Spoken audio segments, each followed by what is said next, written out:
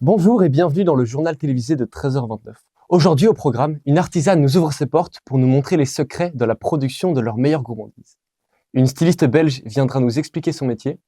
Et enfin, un ancien prisonnier nous expliquera son expérience dans le milieu carcéral. Voici le programme d'aujourd'hui.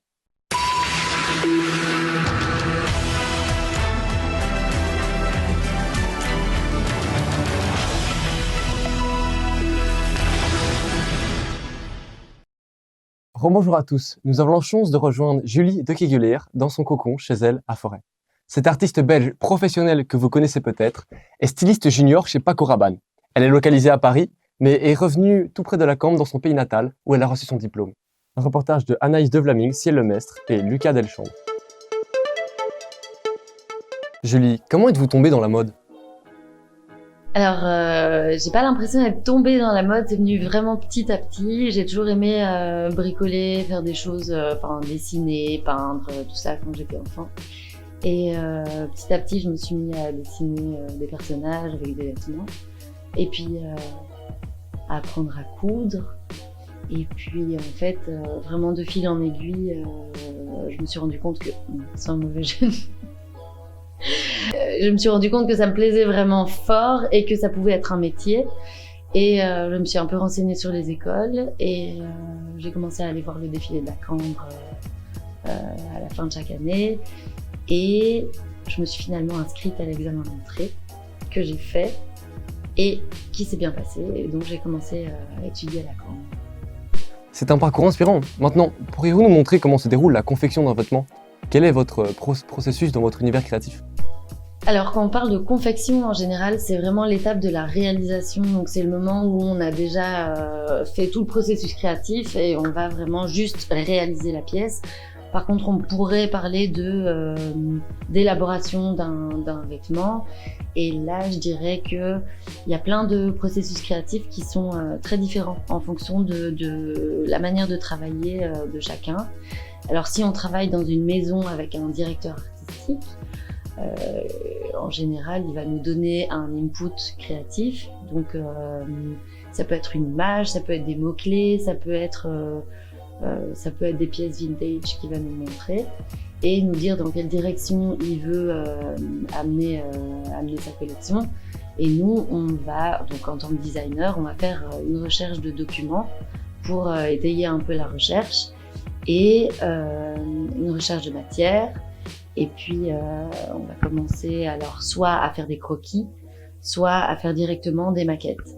Des maquettes, c'est s'éclater autour du volume, des finitions avec un stockman, donc un buste, et travailler vraiment directement la matière. Moi, en ayant fait mes études à la Cambre, j'ai été sensibilisée à cette manière de fonctionner, c'est-à-dire directement en volume. Et une fois qu'on est content avec le volume, on va pouvoir faire un patronage. Et à partir du patronage, on va couper le vêtement dans le vrai tissu pour le monter. Et ensuite, on fera des essayages sur mannequin pour régler le vêtement.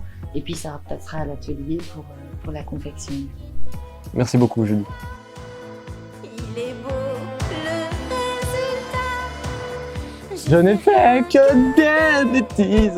des bêtises quand mes yeux pleurent. Vous entendez ça? Ça sent le chocolat. Allons voir ce que nous proposent Camille Pancis, Louise Tenissens et Elliot Hockey dans ce petit reportage qui se déroule à Braine-l'Alleud, dans la maison de nouveaux jeunes diplômés en chocolat artisanal. Découvrons en exclusivité cet atelier qui nous ouvre ses portes pour nous montrer la fabrication de leurs meilleures gourmandises.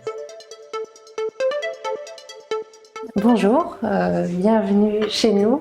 On va ici en quelques heures vous montrer comment on fait nos propres chocolats.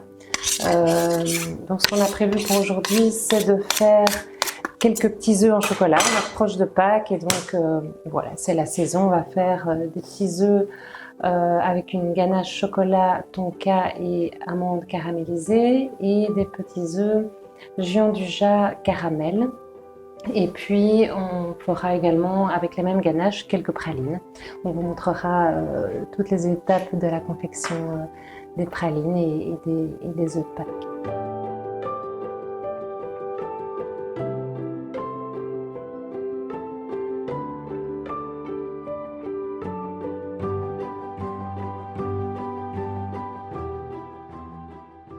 va recréer des cristaux dans le chocolat, qui en étant liquéfié a perdu ses cristaux. On recrée de nouveaux cristaux qui vont rendre le chocolat brillant, craquant, et donc ils vont faire des beaux chocolats.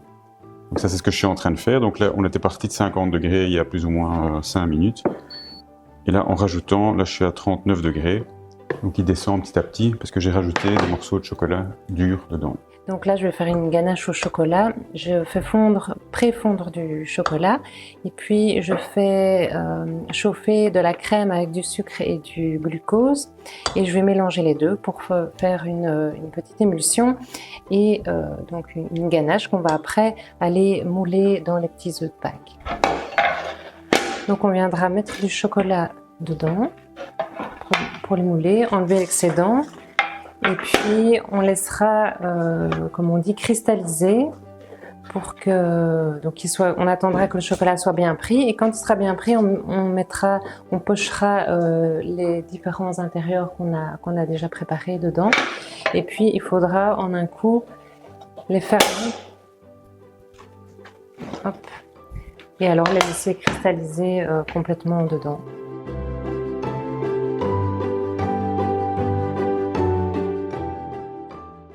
Au départ, Paul Benoît et moi, on a suivi des cours de pâtisserie parce que c'est quelque chose qu'on aime bien faire à deux. Et puis, on est arrivé au bout du cursus de pâtisserie qui était proposé dans l'école où on était, qui est une école de promotion sociale avec des cours pour adultes. Et il y a un cours de chocolaterie qui s'est ouvert et donc on s'est dit on aime bien la pâtisserie, le chocolat aussi, on adore manger du chocolat et donc pourquoi pas apprendre à faire nos propres chocolats. Et puis on avait la possibilité de passer l'examen, ce qu'ils appellent l'épreuve intégrée, pour avoir notre diplôme de chocolatier. Et donc c'est ce qu'on a fait il y a 2 semaines.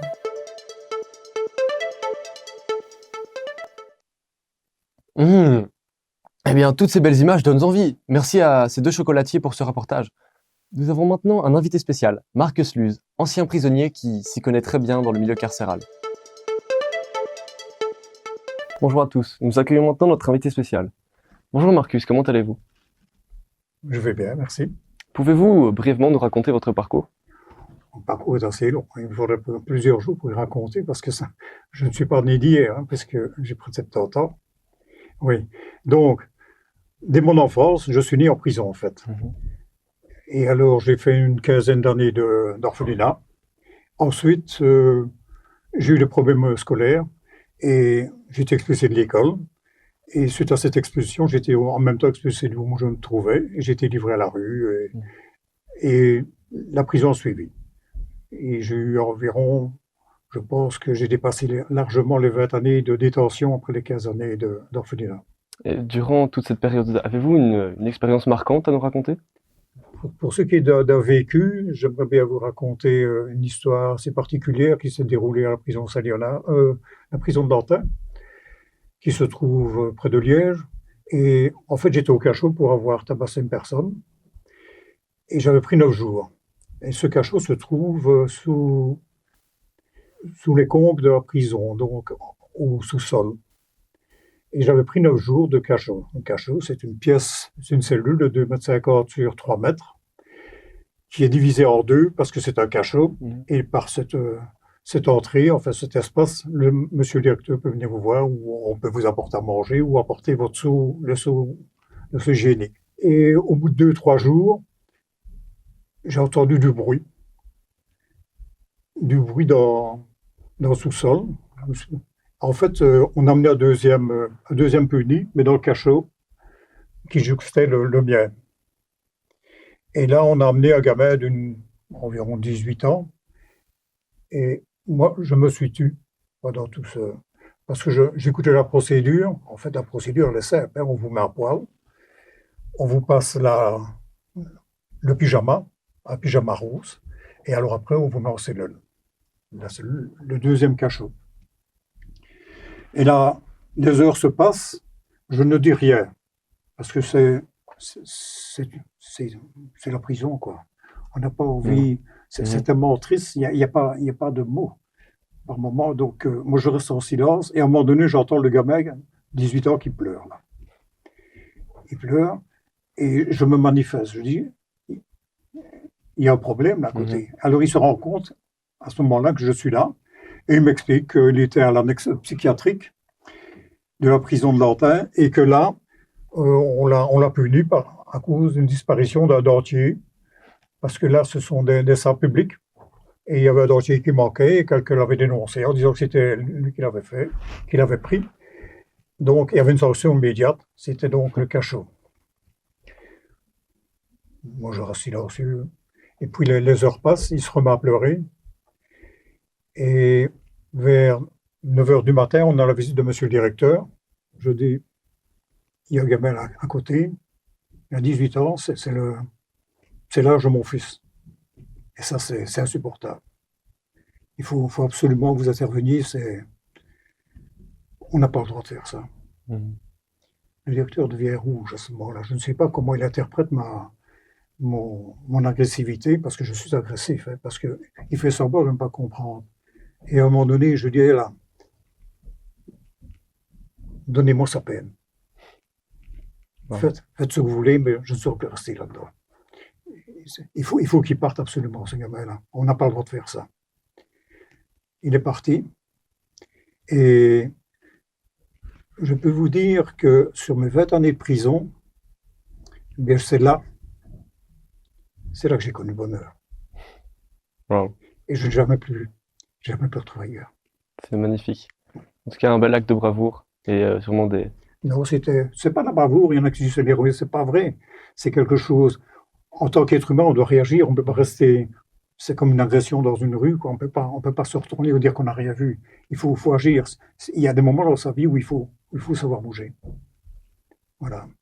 Voilà le plus grand moment, c'est mon bonheur. Et je pense que je mourrai avec celui-là. Mais je n'ai jamais vu ce gamin-là. Je n'ai jamais revu, ni avant, ni pendant, ni après. Je ne sais pas qui c'est. Voilà. Merci Marcus Luz.